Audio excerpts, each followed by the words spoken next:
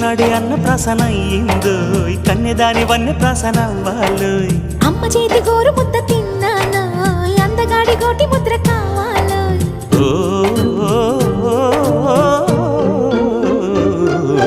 కాస్త నన్ను నువ్వు నిన్ను నేను కోరుకుంటే కోరుకున్న చోట నువ్వు నేను చేరుకుంటే చేరుకున్న చోట ఉన్న దీపం మారుతుంటే ఆరుతున్న వేళ కన్నెకాలు జారుతుంటే